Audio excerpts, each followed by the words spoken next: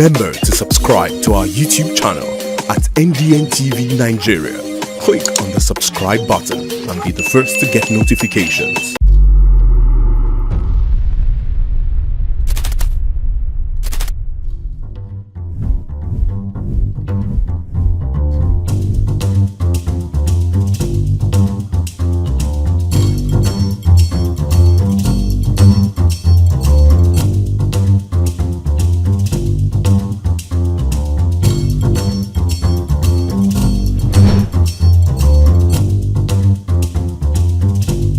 And now, let's join ace broadcaster MAMODE AKUGHA as he takes us inside the Niger Delta. Hello out there and welcome to the program. It's Inside the Niger Delta, the authentic voice of Nigeria's oil-rich region. I'm your regular host, MAMODE AKUGHA. The Managing Director and Chief Executive Officer of the Niger Delta Development Commission, NDDC, Dr. Samuel Ubuku, has called on community leaders in Gokana local government area of Rivers State to consider negotiating with the federal government on the recommencement of oil exploration in Ogoniland. Dr. Ubuku assured the community leaders of President Bola Tinubu's commitment to safe environmental practices in the oil and gas industry and the welfare of host communities in the oil-rich region. The NDDC boss made this known recently at the commissioning of some solar-powered streetlights in Bere, Nwezo, and Terabo Bere communities in Gokana local government area of Rivers State. The first port of call for the team was the palace of Benemene of Gokana Kingdom and chairman of the Gokana Council of Traditional Rulers, King Festus Baba Baigia, where the managing director of the NDDC, Dr. Samuel Ubuku, made a passionate appeal to the people to support the resumption of oil exploration in Ogoniland. Let me use this opportunity to also plead with the people of Ogoni, using Gokana as a point of contact, allow the federal government to go into negotiation with the Ogoni to see how crude oil production will start in Ogoniland. Because that will also bring in more benefits and will also bring in employment to the people of the area. It's also going to industrialize the area further. Gokana local government area in Rivers State is one of the 4 local government areas that make up Ogoniland, where crude oil production has been on hold since 1993. This pause followed agitations by the people against what they said was exploitation and environmental degradation by international oil companies. Over 2 decades later, attempts to resume oil production have been unfruitful as the local communities prefer to leave the oil under the ground rather than risk further harm to their lives and livelihoods. Dr. Ubuku, while acknowledging the legitimate concerns of the people, assured them that President Bola Tinubu is a leader who listens and prioritizes the well-being of the people, adding that he will ensure the rights of host communities are protected as outlined in the Petroleum Industry Act, which mandates international oil companies to act more responsibly. The IOCs are now more responsible to their host communities. They are now more responsible to the people they work with. And I believe even in their actions and inactions, there are differences. So please, let us try and see how we can also benefit from all this, because the wealth that is locked beneath the soil can also be mutually beneficial to both the government and the people of the land. For his part, King Festus Baba Baigia commended the interventionist agency for its ongoing efforts across the region and for the streetlights in their communities, noting that the decision of President Tinubu to retain Dr. Ubuku is already yielding positive results across underserved communities in the oil-rich region. We appreciate what is happening. In the past, nothing like this has happened. Now, if you move out to any community in Gokana, most of the communities that you see light, solar light, you have made these things possible, and we are very grateful. Dr. Ubuku and the team went on to commission the solar-powered streetlights in Berenwezo community in Bodo and Terabo Bera community in Gokana. Humanity can only thrive in darkness. So we felt the best thing to do, rather than buying guns, buying patrol vehicles all the time, we felt, let us first of all use the light to chase criminals. The NDDC helmsman was also conferred with a chieftaincy title of Domene Edi of Bokana Kingdom, which means the bringer of light. Inside the Niger Delta.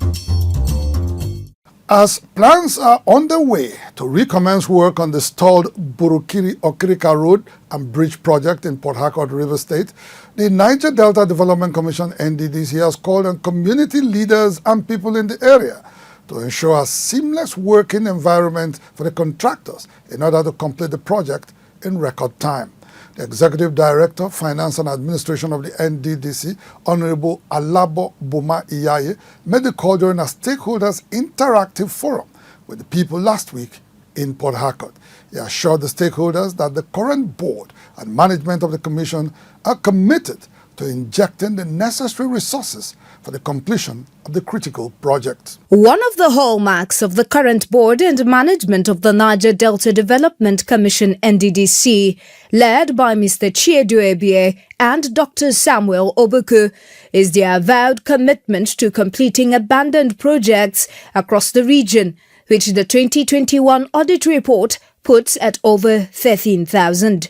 While some of these projects were attended to in the outgone year, many more have been identified for review and completion in 2025 for the benefit of the people in the region. The project's completion would be funded by the 1 trillion naira loan facility provided for in the 2024 approved budget of the Commission.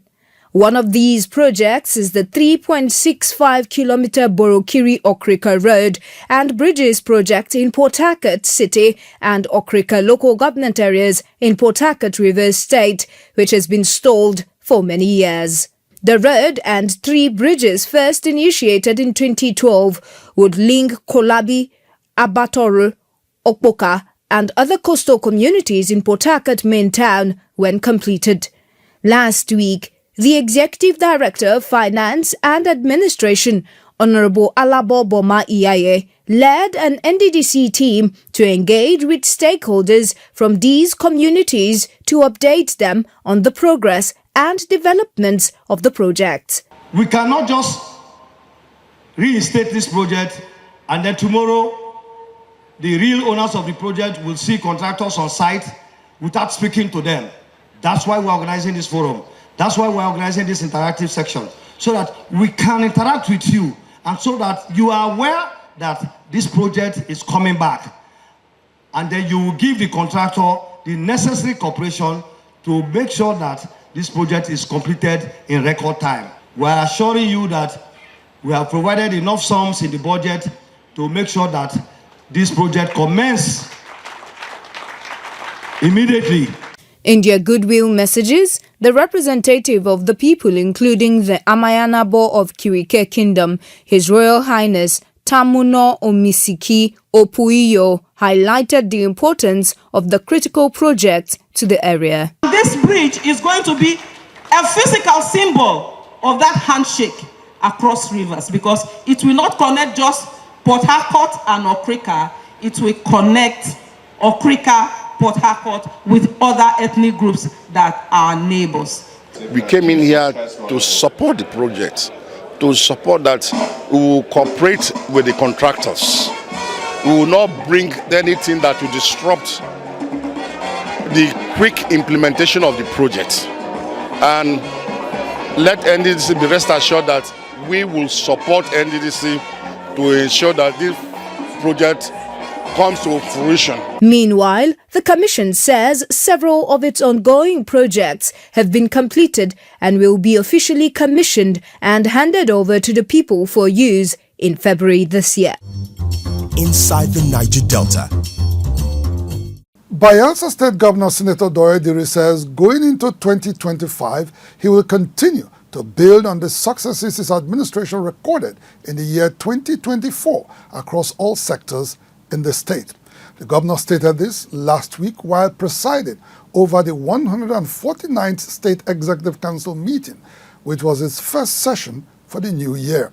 Governor Diri, who sued for unity amongst his cabinet members, underscored the importance of continuity innovation and teamwork in advancing the assured agenda of his prosperity administration. At the first State Executive Council meeting for the year 2025, Senator Doediri welcomed members of the State Executive Council and also commended all Bayelsans for their peaceful conduct during the Yuletide celebrations.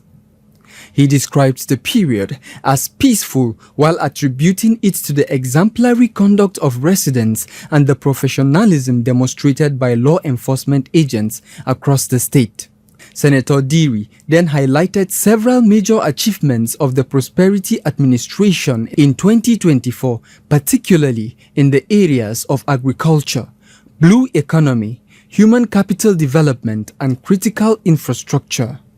These strides, he said, have significantly transformed the socio-economic landscape of Bayelsa State, bringing tangible benefits to its citizens and positioning the state on the path of sustainable growth and development. The governor went on to charge members of the State Executive Council not to falter in delivering impactful leadership, noting that the people's expectations remain high and their collective resolve remains vital to achieving the administration's vision of prosperity for all in the glory of all lands.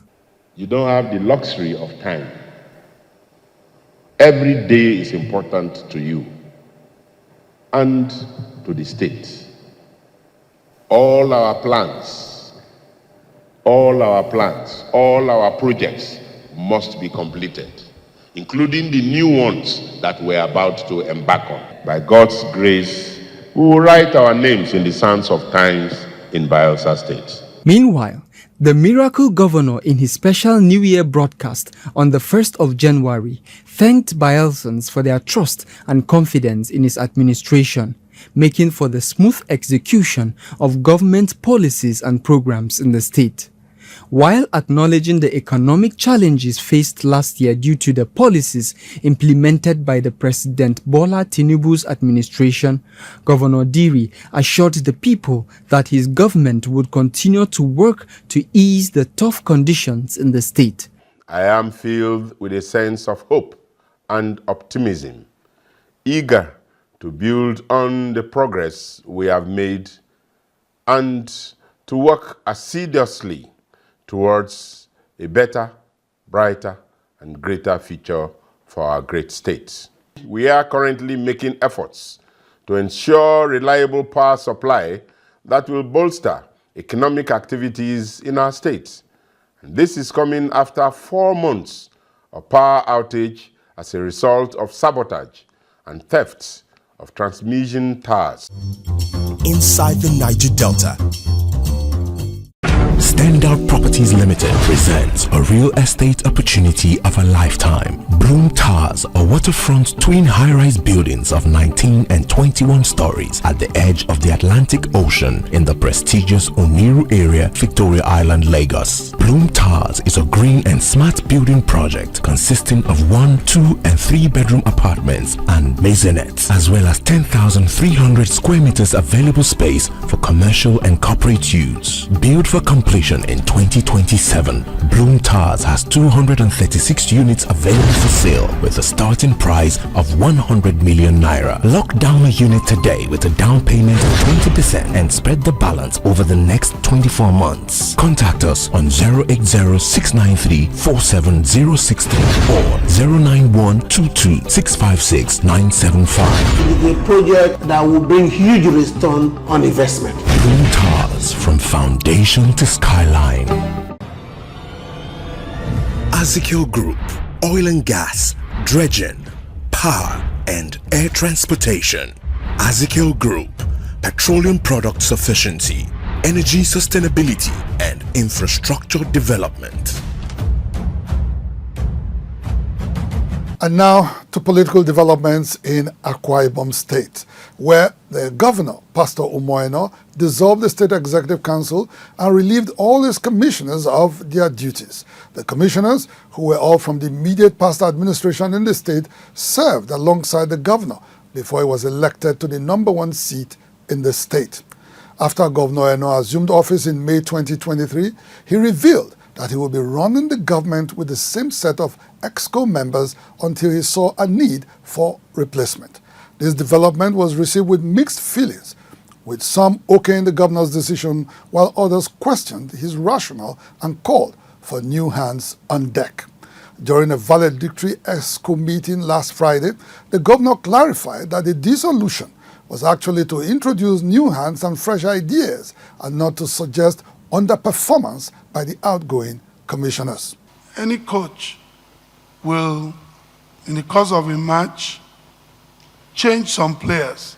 He brings them out sometimes because he's preparing them for a bigger match ahead. He doesn't want them to get injured. Sometimes, so there are strategies.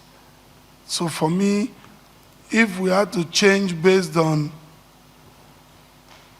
non-performance, I tell you, none of these commissioners will go.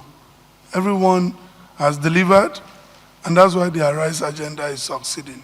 The governor, who disclosed that he would forward the names of the new commissioner nominees and other appointees this week to the State House of Assembly, added that the nominations are being done by him personally in exercise of his prerogative, cautioning that no recommendations would be entertained. As we inch closer to the 2-year mark in the national and most state administrations, we may begin to see more cabinet reshufflements as the president and state chief executives fine-tune their cabinets for improved performance preparatory to the next round of elections. About 2 months ago, President Tinubu sacked 5 ministers and appointed 7 new ones to the Federal Executive Council, while state governments like Kano and Nasarawa recorded similar incidences. Meanwhile, analysts and observers of political trends insist that this is a wake-up call on political appointees to take their jobs seriously, knowing that their principals may wield the big stick anytime. Inside the Niger Delta. While the processes for the emergence of a new administration in Edo State has been put to rest, a fresh wave of political wind is brewing again in the state as politicians are jostling to fill the vacant seats created by the exit of Governor Monday Okpebholo from the Senate and his deputy, Honorable Dennis Idahosa, from the House of Representatives. Already, several individuals are declaring interest in the positions, including Honorable Sergius Osai-Soche Ogun, a 2-time former member of the Federal House of Representatives for Esan Northeast and Esan Southeast Federal Constituency, who wants to occupy the vacant Edo Central Senatorial seat. Honorable Sergius Ogun, a member of the Labour Party, who made this known during a recent meeting with community leaders and members in Uromi, Esan Northeast local government area, pledged to replicate his past achievements in the National Assembly while effectively championing the interest of Edo Central Senatorial District. After assuming office as governor of Edo State on November 12, 2024, the brief stint of Monday Okpebholo as the senator representing Edo Central District in the National Assembly officially came to an end.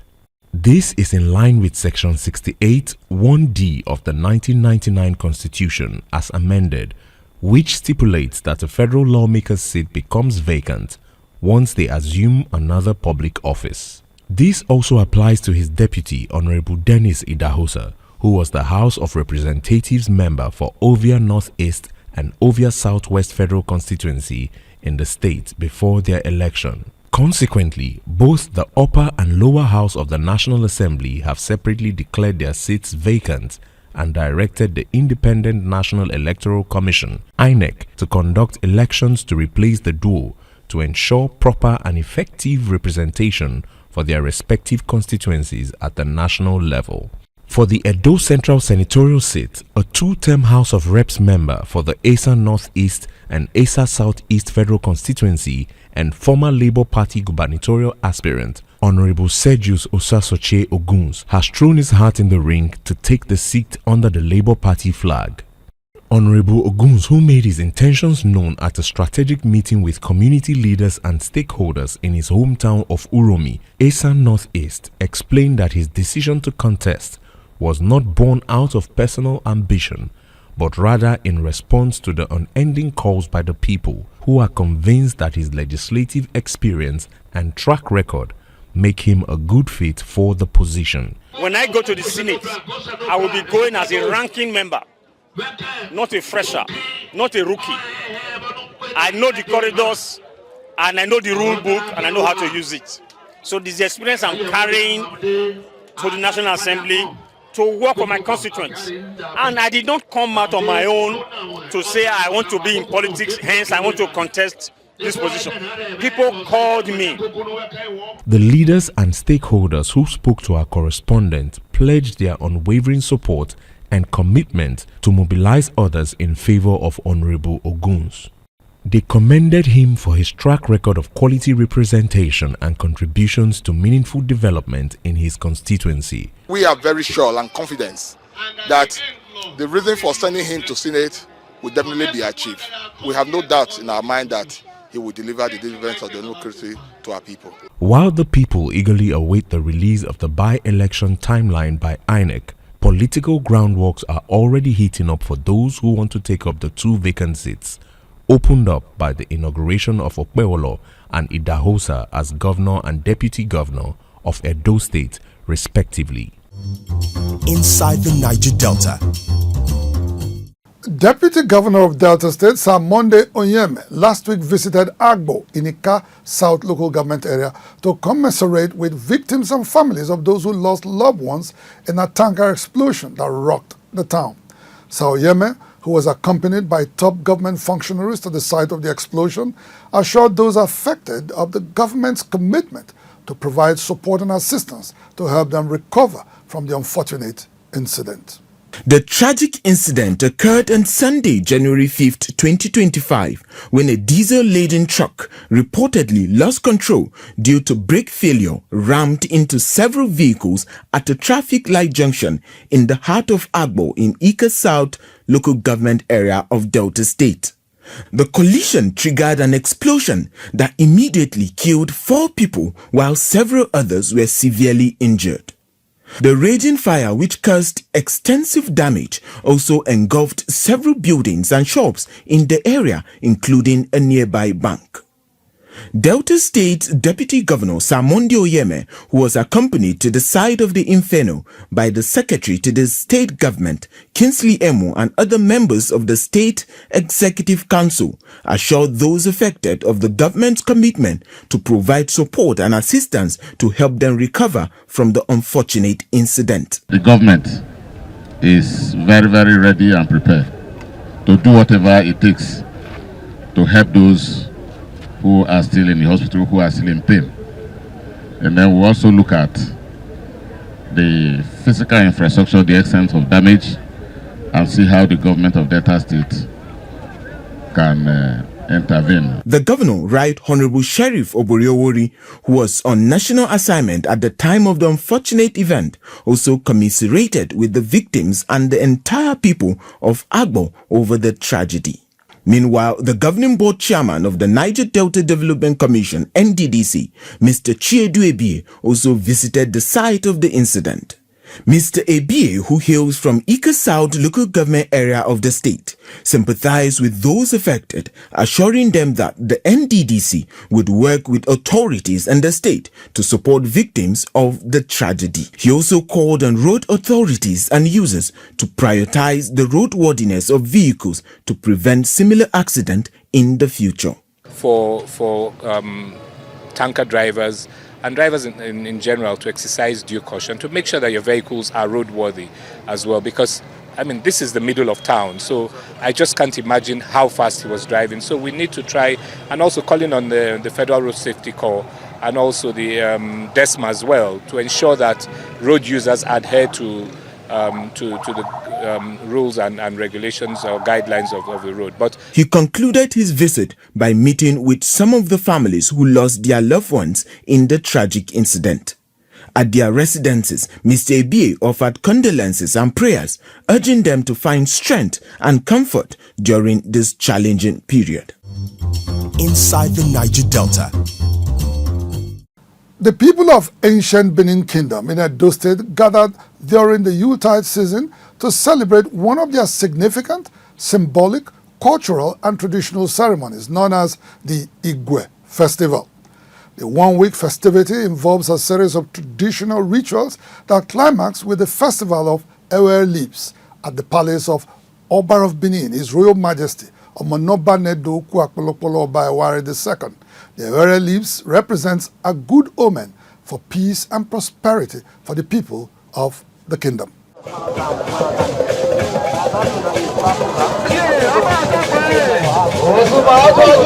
The ceremony, also known as the King's Festival, is a time of thanksgiving to God, otherwise known as Osanobwa, for the privilege of life and harvest in the outgone farming season, while prayers are also offered for peace, prosperity, and blessings in the new season. The 2024 edition of the week-long celebrations last month include a series of traditional rites and rituals that climaxed with the festival of Iwere Leaves, otherwise known as Uge Uwere, at the palace of the Oba of Benin. We took Ubi out and we came with Ewe. Ewe is long life, prosperity, peace.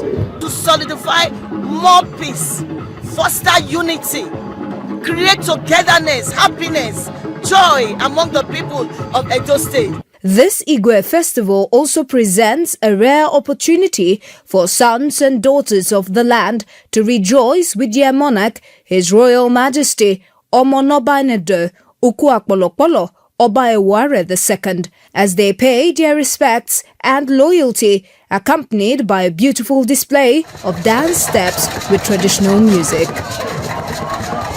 This time around, the governor of the state, Senator Monde Opeolo, and other top government functionaries joined in the symbolic celebrations that are more or less the high point of the Christmas and New Year season in the ancient Benin Kingdom.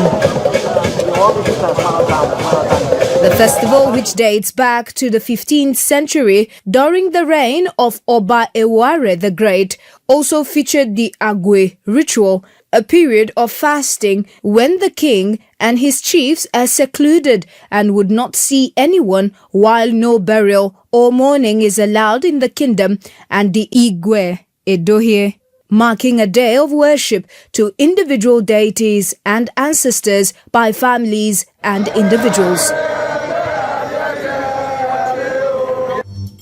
Inside the Niger Delta. Well, that's the size of our package on the program for today.